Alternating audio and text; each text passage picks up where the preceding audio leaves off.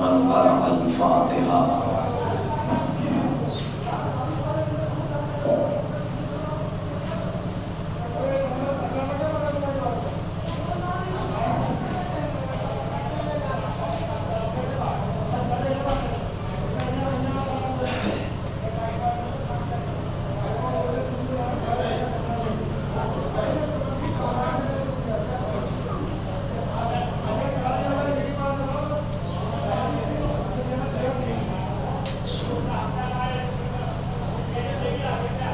لا حول ولا قوة إلا بالله العلي العظيم.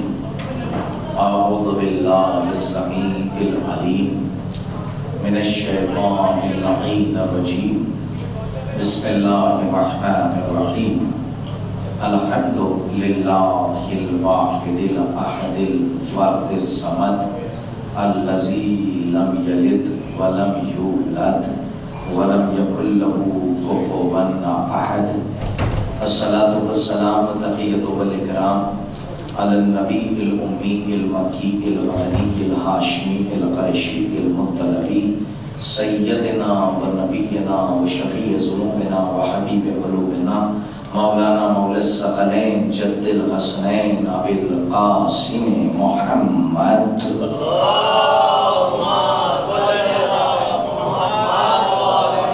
وعلى أهل بيته الطيبين الطاهرين المعصومين المظلومين المنتجبين المنتخبين ولعنة الله على أعدائهم أجمعين من يومنا هذا إلى قيام يوم الدين. أما بعد فقد قال الله سبحانه وتعالى في محكم كتابه الكريم بسم الله الرحمن الرحيم. أفحسبتم أنما خلقناكم عبثا وأنكم إلينا لا ترجعون. صدق الله العلي العظيم. صلوات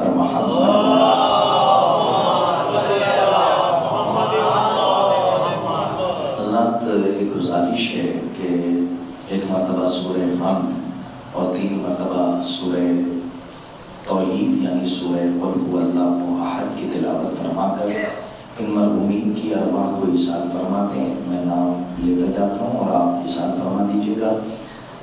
سید نیاز حسین، ریاض حسین، اختر النساء، جعفری بی بی، مظاہر حسین، امت الزہرا، شاکر حسین، افتخار حسین، محمد ناصر، ظاہر حسین، ظہیر حسین، سنجیدہ بانو، فیاض حسین، نیاز حسین، محمد نیاز حسین، شاکر حسین، مظفر حسین، صابر حسین، امتیاز حسین، ظاہر حسین، صابر حسین، علی نذیر، امداد حسین. ان مومنین کی ارواح کو بوسیلہ 4 معصومین علیہم السلام ایثار فرما دیں.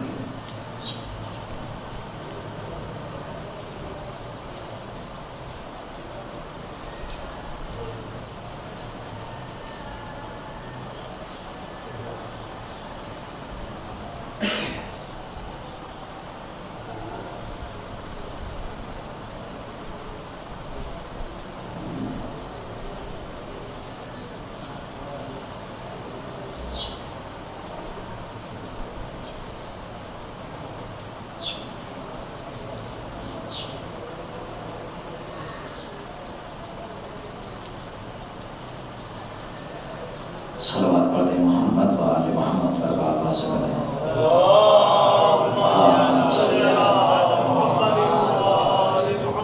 بہرحال عزیزان گرامی، برادران ایمان، مختصر سی مجلس ہے اور انشاءاللہ 20 منٹ کے اندر ہمیں اپنی باتوں کو سمیٹنا ہے. کلام بلاغت نظام قرآن مجید کے جو استعاراتی نظام کا مجموعہ ہے اور جس میں سورہ مومنون میں اللہ ارشاد فرما رہا ہے، متنبع یعنی انڈیکیٹ کرتے ہوئے اللہ اس لہجے میں کہہ رہا ہے بسم اللہ الرحمن الرحیم. افحسبتم انما خلقناکم عبثا وانکم الینا لا ترجعون. کیا تم اپنی خلقت کو عبث سمجھ رہے ہو؟ کیا تم اپنی خلقت کو بیہودہ سمجھ رہے ہو؟ کیا تم اپنی خلقت کو بے مقصد سمجھ رہے ہو؟ اور اس کے بعد انڈیکیٹ کر کے اللہ نے اسی آیت میں فرمایا وَأَنَّكُمْ إِلَيْنَا لَا تُرْجَعُونَ، اور کیا تم نے یہ گمان کر لیا ہے کہ تم اس کی طرف پلٹائے نہیں جاؤ گے؟ تو اللہ نے اس آیت میں تمام عالم اسلام کو انڈیکیٹ اور متنبع اور متوجہ کرتے ہوئے اللہ نے چیلنج کیا ہے کہ یاد رکھنا، اگر تم نے اپنی خلقت کو بے مقصد سمجھ لیا ہے تو اس کا مطلب یہ ہے کہ تم عالم غفلت میں ہو، لیکن میں تمہیں بتا رہا ہوں کہ تمہاری خلقت کا کوئی مقصد ہے۔ وَأَنَّكُمْ إِلَيْنَا لَا تُرْجَعُونَ، اور اگر تم یہ سوچ رہے ہو کہ تم پلٹائے نہیں جاؤ گے تو یہ میرا چیلنج ہے کہ تم نہ بھی پلٹنا چاہو تو ہم تمہیں پلٹا کے دکھائیں گے۔ تو عزیزان گرامی، قرآن مجید ہے، کوئی ہماری اور آپ کی کتاب نہیں ہے بلکہ کلام الہی ہے۔ تو اب ہمیں یہ ڈھونڈنا پڑے گا کہ ہمارا مقصد کیا ہے۔ تو اسی قرآن میں ہر خوشخبر موجود ہے، تو کہیں نہ کہیں تو اللہ نے ہماری خلقت کا مقصد بتایا ہوگا۔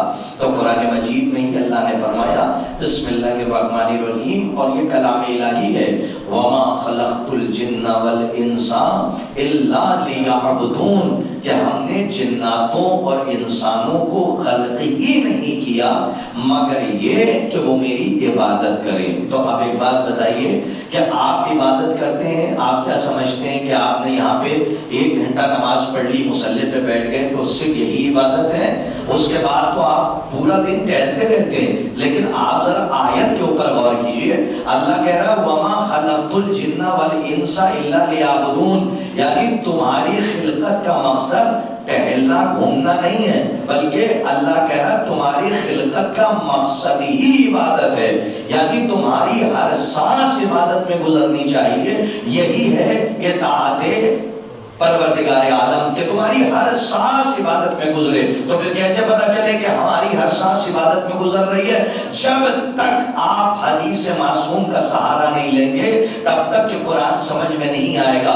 اسی لیے معصوم کا فرمان ہے کہ جو ہمارے غم میں غمزدہ رہتا ہے، جو ہمارے غم میں رنجیدہ رہتا ہے، وہ چاہے جہاں چلا جائے، اگر اس کے دل میں ہمارا غم ہے تو اس کی ہر سانس اللہ عبادت میں شمار کرتا ہے۔ اس کا مطلب یہ ہے کہ صرف نمازی ہونے کے لیے اللہ نہیں کہہ رہا ہے، اگر عبادت الہی میں زندگی بسر کرنی ہے تو نمازی کے ساتھ آپ کو عزادار بھی ہونا پڑے گا۔ صلوات پڑھیے محمد وعلی محمد پر بابا صلی اللہ۔ یہ حدیث معصوم ہے، اور حدیث میں فکر آیا ہے نفس المحموم، کیا مطلب؟ وہ سانس کہ جو غم زدہ رہتی ہے۔ اب آپ بازار میں رہیے، حسین کا غم آپ پہ طاری رہے تو آپ کی ہر سانس عبادت ہے۔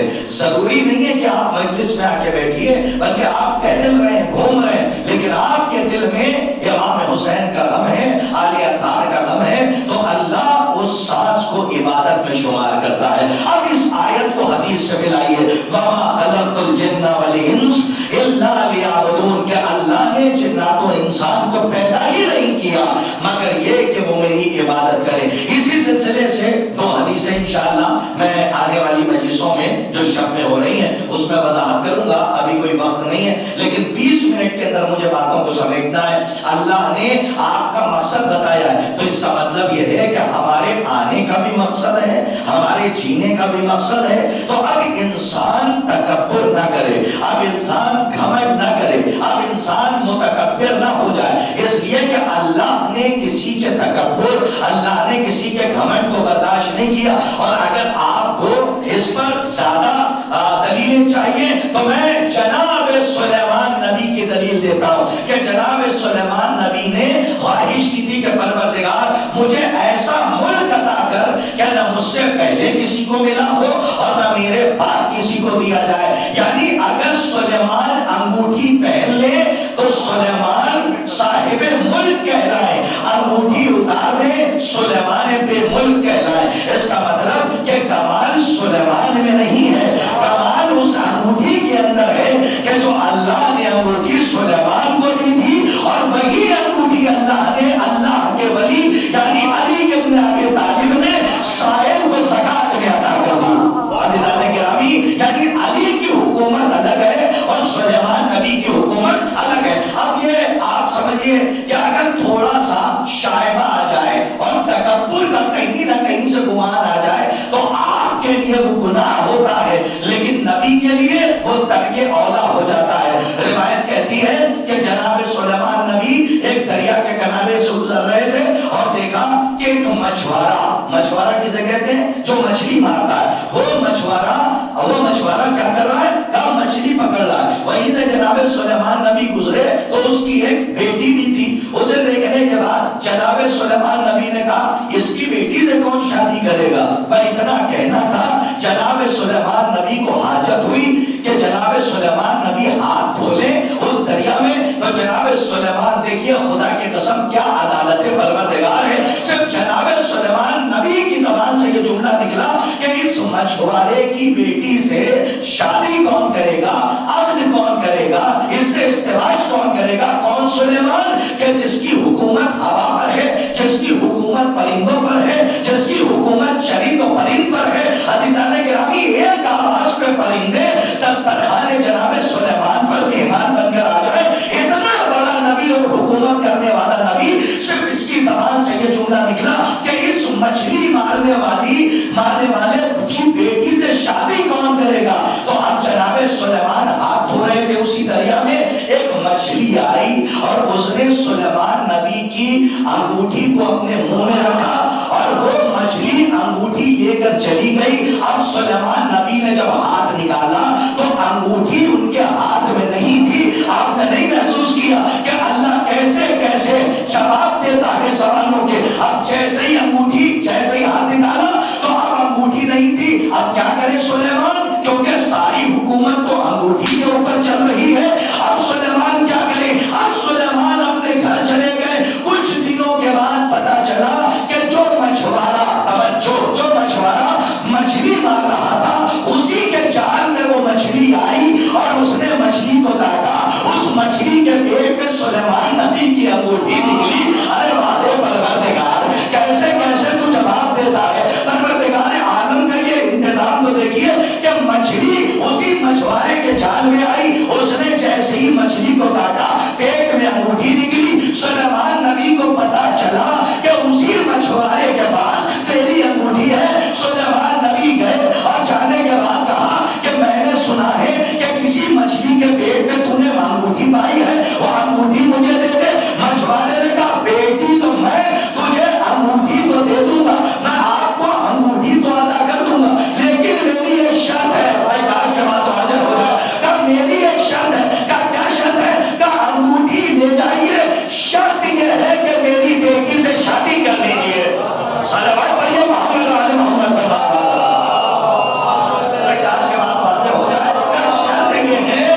بیٹی سے عقد کر لیجئے۔ اب دیکھیے جیسے ہی بیٹی سے عقد کیا، عقد ہو گیا، شادی ہو گئی، انگوٹھی مل گئی۔ اب بس بات ختم ہے، انگوٹھی مل گئی۔ اللہ کسی کے تکبر کو، گھمنڈ کو برداشت نہیں کر سکتا۔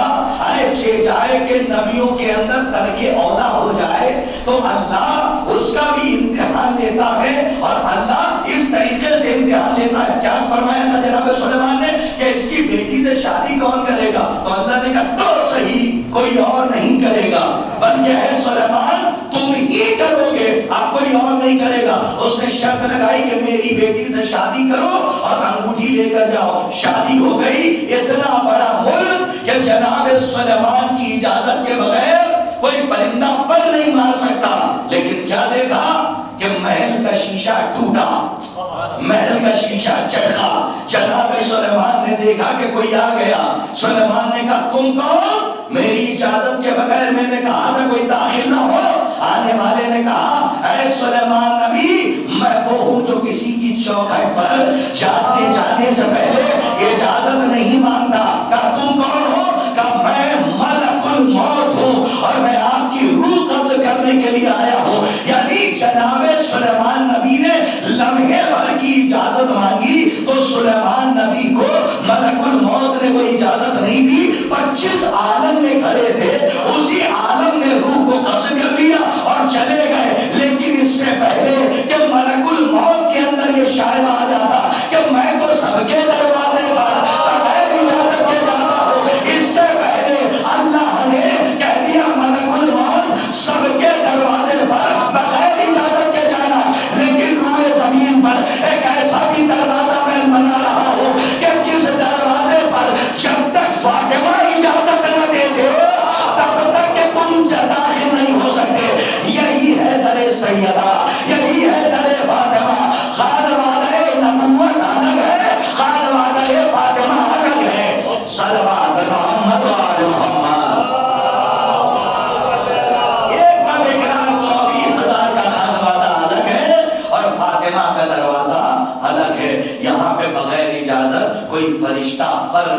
گزار سکتا. پرندے کی بات تو چھوڑ دیجیے. بس آخری بات, اور میں یہ تمام اپنے بچوں سے کہتا ہوں کہ یہ مجلس چونکہ اسلام اور واعظ اور نصیحت کے لیے ہے, اس لیے آخری بات کر رہا ہوں کہ کبھی بھی پیسے کما لینا تو کسی غریب کو دیکھ کے متکبر نہ ہونا. یاد رکھنا اللہ اسے پسند نہیں کرتا کہ جو بھیڑ میں امیروں کی جھولیوں کو کے پیچھے پیچھے بھاگے اور کسی غریب کو بوسیدہ لباس پہنے ہوئے دیکھ لے تو اس سے اپنا دامن بچائے. لیکن نہیں, یہ سیرت معصوم ہے کہ جو مولائے کائنات تھا, جس کی ٹھوکر میں کائنات تھی, تو وہ امیروں کے ساتھ زیادہ نہیں بیٹھتا تھا بلکہ مسکینوں اور فقیروں کے ساتھ بیٹھتا تھا. عزیزان گرامی, بس تکبر کا کیا مطلب؟ تمہارے پاس کوئی اختیار نہیں ہے. علی ابن ابی طالب ہل چلا رہے ہیں, محنت کر رہے ہیں. آنے والے نے آ کے پوچھا, یا علی انسان کتنا محتاج ہے اور کتنا مجبور ہے؟ علی نے کہا, یہ بتا کہ تفصیل سے بتاؤں یا مختصر؟ انہوں نے فرمایا کہ نہیں, مختصر بتائیے. کیا عقلی جواب علی نے دیا؟ علی نے فرمایا, جہاں کھڑا ہے وہیں سے ایک پیر اٹھا لے. توجہ, اس نے فوراً ایک پیر اٹھا لیا, آپ دوسرا بھی اٹھا لے. سلامت رہیے, کروڑوں نسلیں مولا پہ قربان. کہا دوسرا بھی اٹھا لے. کہا یا علی اگر دوسرا اٹھاؤں گا تو گر جاؤں گا. علی نے فرمایا, بس سمجھ لے, ایک پیر تو اٹھا سکتا ہے, دوسرا اٹھا کے ہوا کے دوش پہ کھڑا نہیں ہو سکتا. بس سمجھ لے, اتنا مختار ہے اور اتنا مجبور ہے. کاش کہ مولا کے یہ جملہ سمجھ جائے دنیا والے. مولا نے عقلی جواب دیا, کہا ایک پیر اٹھانے کے لیے تم مختار ہو, دوسرے پیر اٹھانے کے لیے تم مجبور ہو. اسی لیے رسول نے خیبر کے میدان میں کہا تھا, علی کے ہاتھوں کو نہ دیکھو, علی کے پیروں کی طرف دیکھو, کیونکہ علی کے ہاتھ پہ خیبر کا درہ کمال نہیں ہے. کمال یہ ہے کہ علی کے پیر دوش ہوا پر ہیں, زمین پہ نہیں ہیں. عزیزان گرامی, بس میں نے اپنی بات کو تمام کیا, اس لیے کہ الحمدللہ اس کے بعد غذا کا بھی انتظام ہے, نظر مولا کا انتظام ہے. دیکھیے, کبھی بھی کسی کو ایک بات کہہ جاؤں, یہ تانا مت دیجیے گا کہ تم نظر مولا کے لیے جاتے ہو, تم تبرک کے لیے جاتے ہو, تم مجلس سننے نہیں جاتے. ارے یہ تانا آپ کو دینے کا کون سا حق ہے؟ اگر وہ تبرک, میں خود کہتا ہوں کہ میں صرف تبرک کے لیے آتا ہوں, اور کیوں نہ آؤں جس کے لیے فرشتے اتر رہے ہیں. کاش کے بعد نہیں, میں آپ کی تھنکنگ کو ذرا مجلس حسین کے لیے سیٹ کر رہا ہوں اور صحیح کر رہا ہوں بچوں کو, کہ آپ کسی کو یہ تانا مت دیجیے کہ یہ تبرک کے لیے آ رہا ہے. ارے کم سے کم آ تو رہا ہے, بولیے ان سے جا کے کہ جو نہیں آگے, جو تبرک کے لیے آ رہا ہے کم سے کم مجلس میں تو آ رہا ہے. باہر کی غذا کھانے سے بہتر ہے وہ غذا کھا لی جائے کہ جو حسین سے منسوب ہو جائے, کہ جس غذا کے اندر شفا مل جائے. انشاءاللہ کبھی موقع ملا, اتنی موٹی کتاب, سقیم کتاب صرف معرفت تبرک حسین پہ لکھی گئی ہے, اور خدا کی قسم اگر پتہ چل جائے کہ تبرک حسین کے اندر کتنی شفا اللہ نے رکھی ہے, تو لوگ مولویوں کے پاس تعویذ لینے نہ آئے بلکہ مجلس میں تبرک امام حسین کے لیے لائن لگا کے کھڑے ہو جائے کہ تمہیں ملے نہ ملے لیکن کم سے کم مجھے مل جائے, تہذیب کے ساتھ, ادب کے ساتھ, کہ جیسے تبرک لیا جاتا ہے. بس عزیزان گرامی, اور آخری بات یہ کہ معاف کیجیے گا, آخری سے آخری زیادہ ہو رہی ہے. ایک بات اور نصیحت کے لیے, یہ جو فاتحہ خوانی ہوتی ہے اور سارے نام دے دیے جاتے ہیں, جیسے پرویز بھائی کی طرف سے یہ نام, آپ ہی کی طرف سے کم 20 نام 30 نام. فاتحہ خوانی بہت اچھی چیز ہے اور فاتحہ پڑھنا چاہیے, مومنین کی ارواح تک پہنچانا چاہیے. لیکن اگر کوئی مولوی اور خطیب کوئی نام بھول جائے تو کبھی اس پہ جھگڑا مت کیجیے گا, اور یہ مت کہیے گا کہ قبلہ آپ نے ہمارے اس مرحوم کا فاتحہ نہیں پڑھا. نہیں, ابھی تک آپ کو سمجھ ہی میں نہیں آئی یہ بات کہ آپ جو تبرک حسین کھلا رہے ہیں یہ 1000 فاتحوں سے بہتر ہے. بہت ذمہ داری کے ساتھ بات کرتا ہوں, مگر ذمہ داری کے ساتھ نہیں, 1000 فاتحوں سے بہتر ہے کہ جو آپ امام حسین کے نام کے ایک دانے کا سوال آپ نہیں جانتے کہ مرحوم کے نام اعمال تک کتنا جا رہا ہے. آپ کا فاتحہ آپ کی زبان سے ہے, پتہ نہیں کس نیت سے آپ لڑ رہے ہیں, لیکن جب حسین کے لیے آپ تبرک حسین کھلا رہے ہیں, مرحوم کے اصال ثواب کے لیے تو ایک ایک دانے کا ثواب پہنچتا ہے۔ فاتحہ بہت اچھی چیز ہے، بالکل فاتحہ ہونا چاہیے، لیکن اگر کوئی مولوی خطیب کبھی بھول جائے تو اس پہ برہم نہیں ہونا چاہیے، لڑنا نہیں چاہیے، بلکہ کہہ دینا چاہیے ٹھیک ہے مولانا آپ بھول گئے، کم سے کم میں نے تبرک تو مرحوم کے نام پہ کھلا کے دیا ہے۔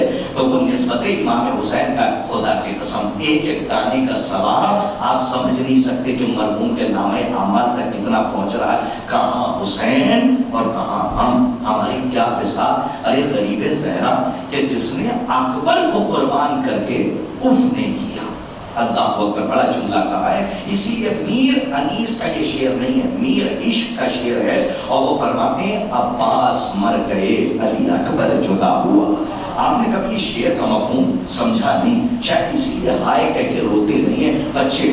عباس بڑا شعر ہے، پورا مرثیہ، عباس مر گئے علی اکبر جدا ہوا، مجھ سے کسی نے یہ بھی نہ پوچھا کہ کیا ہوا۔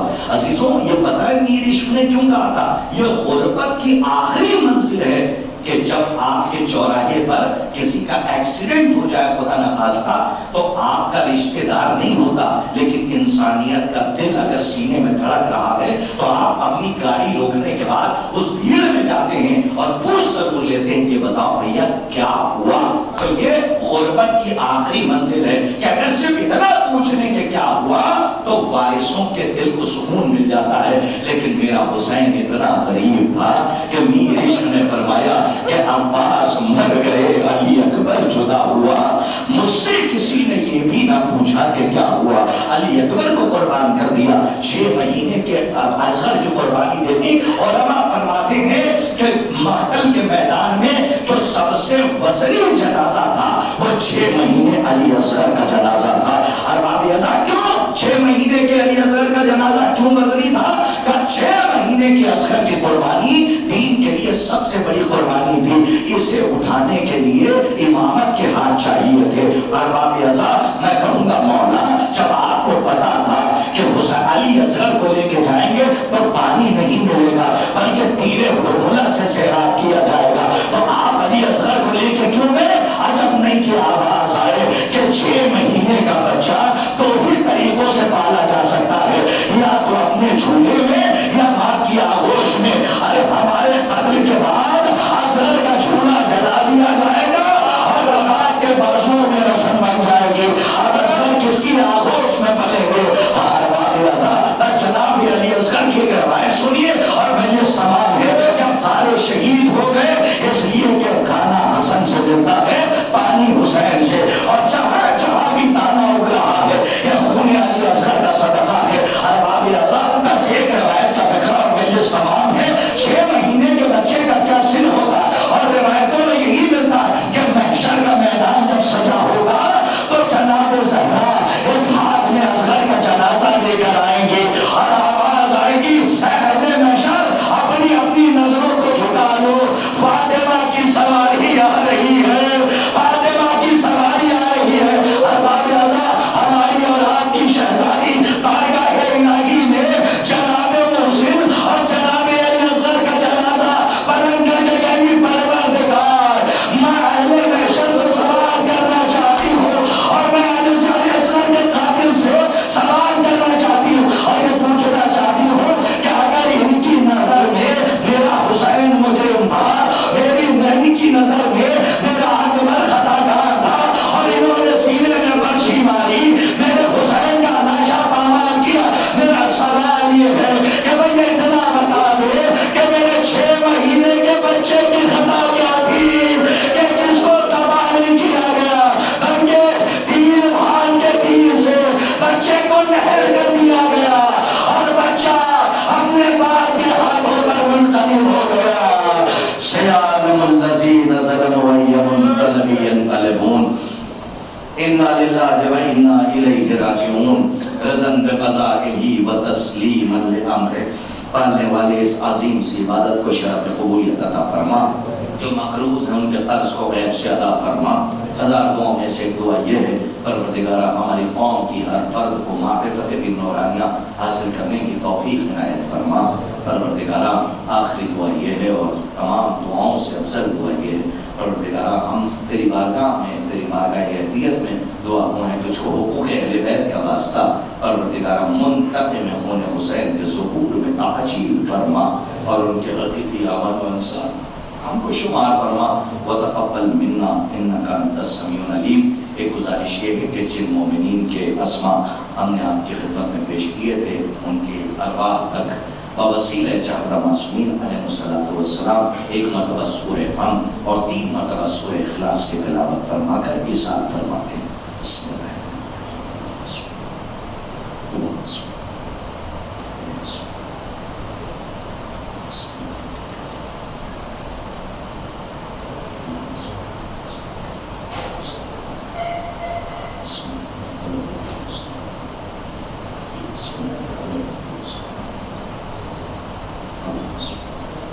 اللهم صل على محمد